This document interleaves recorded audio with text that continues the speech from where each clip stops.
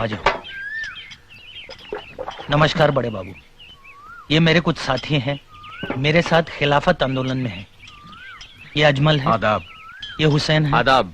और ये शाहबुद्दीन। आदाब। ये सावरकर हैं, विनायक सावरकर। वही सावरकर जिन्होंने जहाज के ऊपर से समुद्र में छलांग लगाई थी? हाँ हाँ। 11 बरस काला पानी में रहने के बाद अब ये यहाँ आए हैं। 11 बरस? हाँ। जनाब, आपको कितने वर्षों की कैद हुई है? 50 वर्षों की।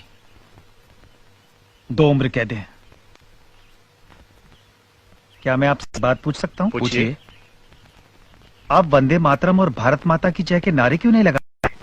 हम इस तहरीक में इसलिए शामिल हुए हैं कि अंग्रेज तुर्की पर अपना कब्जा न जमाए। उन्होंने तुर्की को युद्ध में जीता है, मगर वहां के बादशाह को हम अपना खलीफा मानते हैं। वो इस्लाम की नुमाइंदगी करता है और अंग्रेजों को क्या हक है कि वहां की हुकूमत को बर्खास्त कर दे? इसीलिए दुनिया भर के मुसलमान एहतजाज कर रहे हैं। गांधी जी तो मुसलमान नहीं, वो फिर भी तुम्हारी मदद कर रहे हैं। तभी तो हम उनके शुक्रगुजार हैं। मगर गांधी जी तो अहिंसावादी हैं, वो तो हथियार उठाने के विरोधी हैं। क्या तुम भी हो? नहीं, हम मुसलमान हैं। अगर वक्त आया तो हम हथियार भी उठाएंगे। अगर तुम गांधी जी की शिक्षा ही नहीं मानते तो उनके साथ क्यों हो?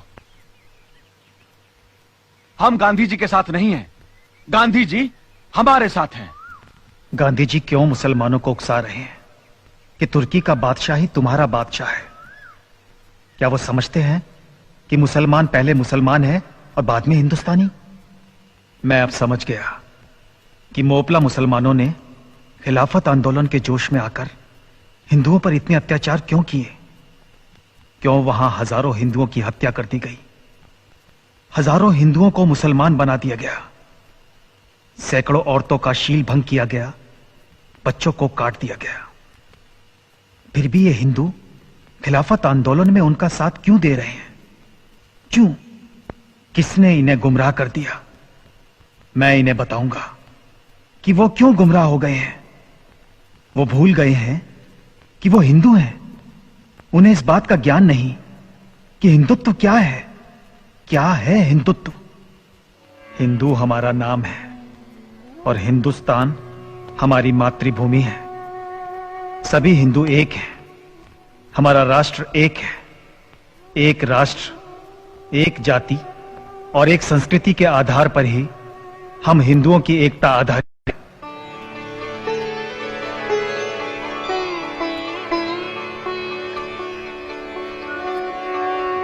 वे सभी व्यक्ति हिंदू हैं जो हिमालय से समुद्र तक इस समग्र देश को अपनी पितृभूमि के रूप में मान्यता देकर वंदना करते हैं, जिसकी धमनियों में उस महान जाति का रक्त प्रवाहित हो रहा है जिसका मूल सर्वप्रथम सप्त सिंधुओं में परिलक्षित होता रहा है और जो विश्व में हिंदू नाम से सुविख्यात है।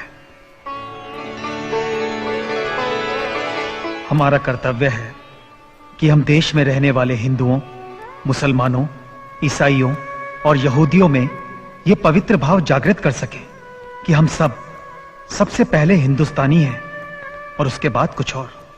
भारतीय राष्ट्र का सारभूत विवेचन जो इस काल कोठरी में किया गया, वो सीखचों के बीच में से कैसे बाहर निकल गया और कैसे प्रकाशित होकर लोगों के पास पहुंचा, किसी को कुछ पता न चला।